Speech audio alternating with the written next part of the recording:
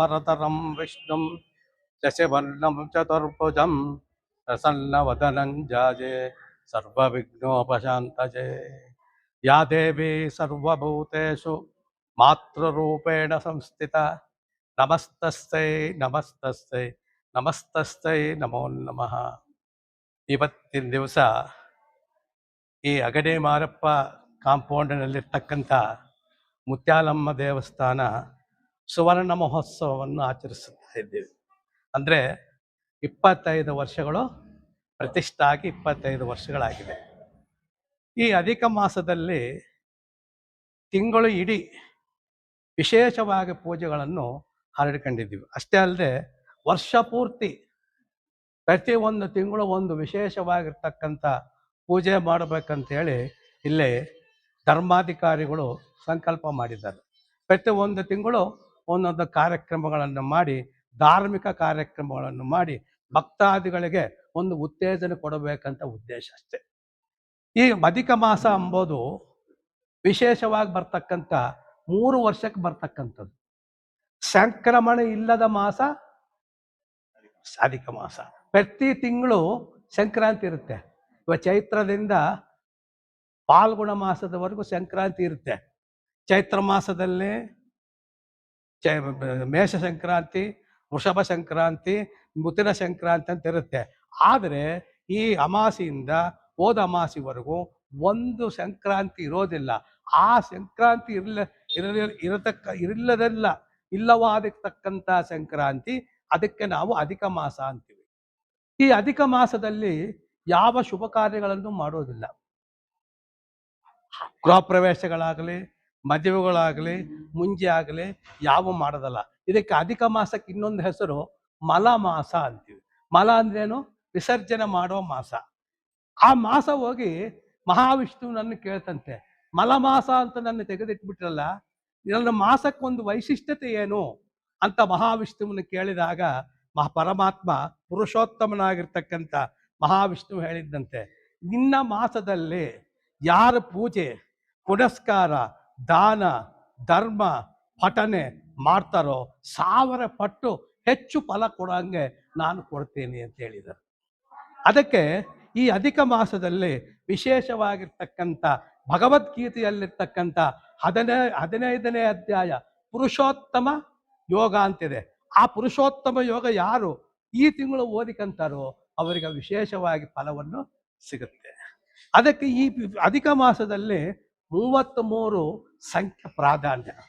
ಇವಾಗ ನೋಡಿ, 33ರಲ್ಲಿ 11 ಏಕಾದಶ ರುದ್ರರು. 11 ಏಕಾದಶ ರುದ್ರ ಅಂದ್ರೆ ಈಶ್ವರಗೆ 11 ಹೆಸರು. ಶಂಭವೇ ನಮಃ, ನಮಸ್ತೆ ಅಸ್ತು ಭಗವನ್ ವಿಶ್ವೇಶ್ವರಾಯ ಮಹಾದೇವಾಯ ತ್ರ್ಯಂಬಕಾಯ ತ್ರಿಪುರಾಂತಕಾಯ ತ್ರಿಕಾಗ್ನಿಕಾಲಾಯ ಕಾಲಾಗ್ನಿರುದ್ರಾಯ ನೀಲಕಂಠಾಯ ಮೃತ್ಯುಂಜಯಾಯ ಸರ್ವೇಶ್ವರಾಯ ಸದಾಶಿವಾಯ ಶಂಕರಾಯ ಶ್ರೀಮನ್ ಮಹಾದೇವಾಯ ನಮಃ. ಏಕಾದಶ ರುದ್ರರು, 11 ದ್ವಾದಶಾದಿತ್ಯರು ಅಂದ್ರೇನು? ಸೂರ್ಯರು 12. ಒಂದೊಂದು ಮಾಸಕ್ಕೆ ಸೂರ್ಯಗೆ ಒಂದೊಂದು ಹೆಸರು. ಮಿತ್ರ ರವಿ, ಸೂರ್ಯ ಭಾನು, ಖಗಪೋಷ, ಹಿರಣ್ಯ ಗರ್ಭ, ಸವಿತೃ, ಅರ್ಕ, ಭಾಸ್ಕರೋ ದೇವತಾ ಅಂತೇಳಿ 12 ಹೆಸರಿವೆ. 11 1 12 ಎಷ್ಟಾಯ್ತು? 23. ಅಷ್ಟಾವಸುಗಳಂತ 8 ಅಷ್ಟಾವಸುಗಳು 8, 23 1 8 31. ದಕ್ಷ ಪ್ರಜಾಪತಿ ಪರಮೇಶ್ವರನಿಗೆ ಹೆಣ್ಣು ಕೊಟ್ಟಿರ್ತಕ್ಕಂಥ ಹೆಣ್ಣು ಕೊಟ್ಟ ಮಾವ ದಕ್ಷ ಪ್ರಜಾಪತಿ 32. 33 ವಷಟ್ಕಾರ ಪುರುಷೋತ್ತಮ. ಈ 33 ಸಂಖ್ಯೆದಿಂದ ಬ್ರಾಹ್ಮಣರಿಗೆ ವಿಶೇಷವಾಗಿ ಅತ್ರಾಸದಾನ ಮಾಡ್ತಾರೆ. ಈ ದೇವಸ್ಥಾನದಲ್ಲಿ ಕೂಡ ನಿನ್ನೆ ದ್ವಾದಶಿ ವಿಶೇಷವಾಗಿ 33 ಮಂದಿ ಸುವಾಸಿನಿಯರನ್ನು ಕರೆದು 33 ಮಂದಿ ಬ್ರಾಹ್ಮಣರಿಗೆ ಉಡಕ್ಕೆ ಹಾಕಿ ಅವರ ಊಟಗಳ ವ್ಯವಸ್ಥೆ ಮಾಡಿದ್ದೀವಿ.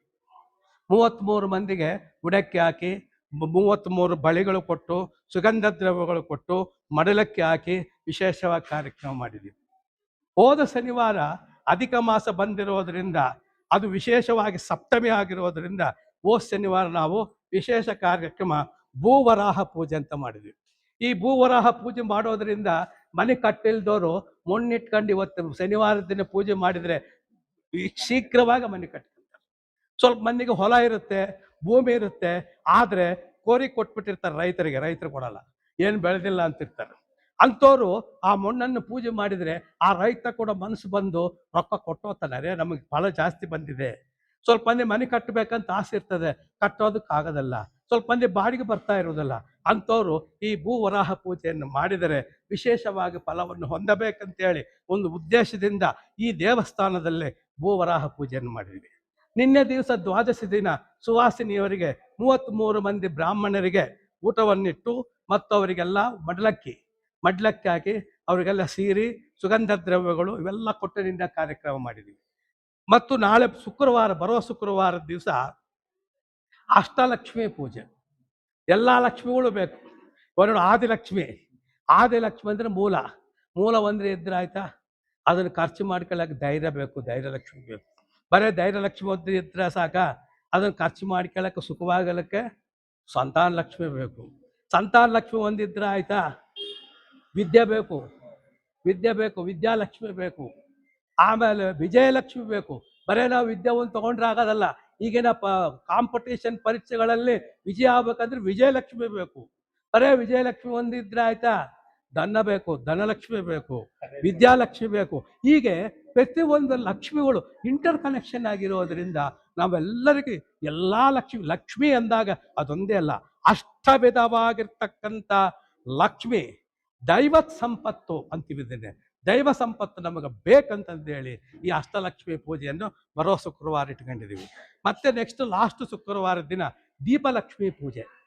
ದೀಪಲಕ್ಷ್ಮಿ ಅಂದರೆ ಒಂದೊಂದು ಲಕ್ಷ್ಮಿ ಒಂದು ದೀಪದಿಂದ ಮಂತ್ರವನ್ನು ಹೇಳುತ್ತಾ ಆ ಲಕ್ಷ್ಮಿ ಕಳಸಕ್ಕೆ ಆರತಿ ಮಾಡಿ ಮಾಡೋದೊಂದು ಕಾರ್ಯಕ್ರಮ ಇಟ್ಕೊಂಡಿದ್ದೀವಿ. ಇವೆಲ್ಲ ಕಾರ್ಯಕ್ರಮಗಳನ್ನು ನಮ್ಮ ಧರ್ಮಾಧಿಕಾರಿಗಳಾಗಿರ್ತಕ್ಕಂಥ ರಾಮ್ ಅವರು ಮತ್ತು ಸೆಕ್ರೆಟರಿ ಆಗಿರ್ತಕ್ಕಂಥ ಶಿವಪ್ರಸಾದ್ ಅವರ ಅನುಗ್ರಹದಿಂದ ಮತ್ತು ಇಲ್ಲಿ ರಾಧಮ್ಮ ಅಂತೇಳಿ ಅವರ ಒಂದು ಅವರಿಂದ ಎಲ್ಲರೂ, ಒಬ್ಬರು ಹೆಸರೇ ಅಂತಲ್ಲ, ಪ್ರತಿಯೊಬ್ಬರು ಈ ಒಂದು ಕಾಲನಿಯಲ್ಲಿರ್ತಕ್ಕಂಥ ಭಕ್ತಾದಿಗಳು ಒಂದು ಅನುಗ್ರಹದಿಂದ ಈ ಕಾರ್ಯಕ್ರಮಗಳನ್ನು ನಾವು ಹಮ್ಮಿಕೊಂಡಿದ್ದೀವಿ. ಅಷ್ಟೇ ಅಲ್ಲದೆ ಇಲ್ಲಿ ಬಂದಿರ್ತಕ್ಕಂಥ ಎಲ್ಲರಿಗೂ ರಾತ್ರಿ ಊಟದ ಪ್ರಸಾದವನ್ನು ಕೂಡ ವ್ಯವಸ್ಥೆ ಮಾಡಿದ್ದೀವಿ. 4 ವಾರಗಳು ಮಾಡಿದ್ದೀವಿ. ಅಷ್ಟೇ ಅಲ್ಲದೆ ಈ 25ನೇ ವರ್ಷ ಶತಮಾನ ಇದು ಸುವರ್ಣೋತ್ಸವ ಮಾಡ್ತಾ ಇರೋದರಿಂದ ನಾವು ಇವತ್ತಿನ ದಿವಸ ಈ ಪ್ರತಿಯೊಂದು ತಿಂಗಳು ಒಂದೊಂದು ಕಾರ್ಯಕ್ರಮ ಮಾಡಬೇಕಂತೇಳಿ ನಮ್ಮ ಧರ್ಮಾಧಿಕಾರಿಗಳು ಮನಸ್ಸಿಗೆ ಬಂದಿದೆ. ಈ ಚೈತ್ರ ಮಾಸದಿಂದ ನಮಗೆ ವೈಶಾಖ ಶುದ್ಧ ತದಿಯ ಈ ಅಮ್ಮವಾರು ಮುತ್ಯಾಲಮ್ಮನವರು ಪ್ರತಿಷ್ಠಾದ ದಿವಸ ಆಗಿರೋದರಿಂದ ಆ ಪ್ರತಿಷ್ಠಾ ದಿವಸ ವಿಶೇಷವಾಗಿ ಬರೋ ವರ್ಷಕ್ಕೆ 25 ವರ್ಷ ತುಂಬುತ್ತದೆ. ಈ ಒಂದು ರಜತ ಮಹೋತ್ಸವ ಕಾರ್ಯಕ್ರಮಗಳನ್ನು ವಿಶೇಷವಾಗಿ ಮಾಡಬೇಕಂತ ಸಂಕಲ್ಪ ಮಾಡಿದ್ದೀವಿ. ಅಮ್ಮನವರ ಅನುಗ್ರಹ ಪ್ರತಿಯೊಬ್ಬರಿಗೆ, ಭಕ್ತಾದಿಗಳಿಗೆ, ಈ ನಗರಕ್ಕೆ, ಈ ದೇಶಕ್ಕೆ, ಈ ರಾಷ್ಟ್ರಕ್ಕೆ ಸುಖವಾಗಿರಬೇಕಂತೇಳಿ ಹೇಳುತ್ತಾ ಈ 4 ಮಾತನ್ನು ಮುಗಿಸ್ತಾ ಇದ್ದೀನಿ. ನನ್ನ ಹೆಸರು ಯಾಯಾವರಂ ಸುರೇಶ್ ಶಾಸ್ತ್ರಿ, ಪುರೋಹಿತರು ಮತ್ತು ಜ್ಯೋತಿಷ ವಿದ್ವಾಂಸರು.